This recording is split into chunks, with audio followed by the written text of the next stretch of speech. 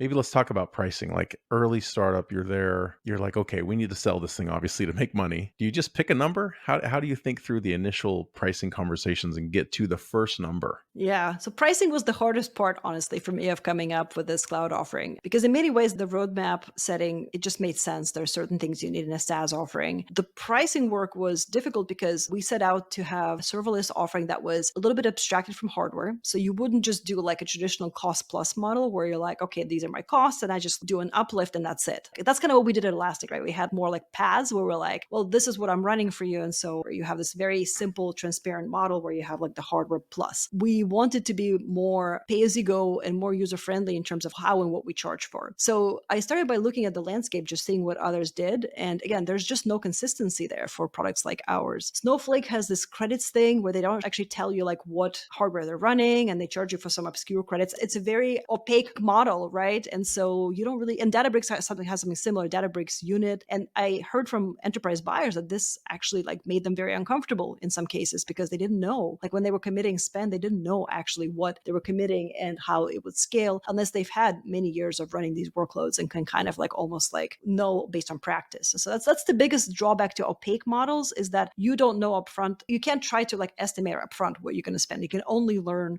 from moving your workload and then seeing like what it's going to cost you, which again, like makes enterprise buyers nervous for good reasons. The opposite of that is like, let's just be very transparent, but then charge you on like 10 or 20 different dimensions. So again, not to like call out this example as necessarily negative, right? Because I think there's positives to it. But if you look at pricing for Fauna, which is a database, also like a serverless database, they have something like, I don't know, 12 different dimensions. It's, pretty overwhelming. Now they've packaged it into tiers. And so like you buy a tier and they say like, if you're a developer or a team, like this is probably the right package for you. So you can simplify it, but then there's like metered overage charges and it's a lot. It's just a lot. But I can guarantee you this model is very fair because ultimately like you're paying for each dimension separately. So exactly based on your usage, you're paying a fair price for your type of usage. Kind of in the middle model is a few simple dimensions mapped to like the most important aspects of your usage, but not everything. And then you have to think about what are the most intuitive dimensions from which you could potentially forecast your usage. And also, how do you build the right margin to kind of almost like hide the rest of the complexity for your users? And it's pretty hard. And I'll be honest with you, like that part, like it took us a while to figure out. We didn't get it right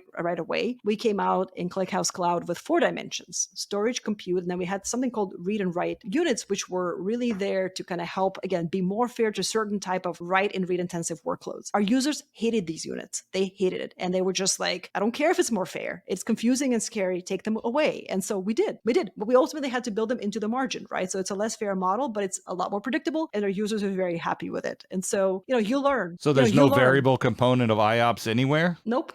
But you know what? It puts the right incentives in place. So in order to take those units away, I had to go to my engineering colleagues and I said, guys, we're building this into the pricing model. Now it's going to be a hit on our margins if we're under the covers, not writing or reading efficiently for some of these workloads. What can we do? Can we actually change how our solution works in a separate storage and compute to reduce these costs? And guess what? As we were paying for it, we suddenly found ways to optimize these workloads, like 10x in some cases. So it was actually a positive change. I definitely like where this model and like where you try to pick a few usage dimensions and then really think critically about how do you reduce those costs across the board for all of your customers, or at least reduce the variability so that you still end up with a model, of course, that doesn't completely blow out your margins, but also kind of makes, kind of those charges more evenly spread across the customer base as you build the margin strategy. You're sort of relying on the statistical idea that not every customer is going to be insanely write heavy or insanely read heavy or whatever. Exactly. Yeah. And you learn, this is where, again, product analytics is very important. You have to ultimately look at usage. You have to look at your cost. You have to compare. You have to constantly recalculate your real-time margins, basically, as new workloads arrive. I mean, it happens sometimes like a new workload arrives and we're like, this workload is running in the negatives. Like we need to figure out how on the back end to, maybe not in the negatives, but like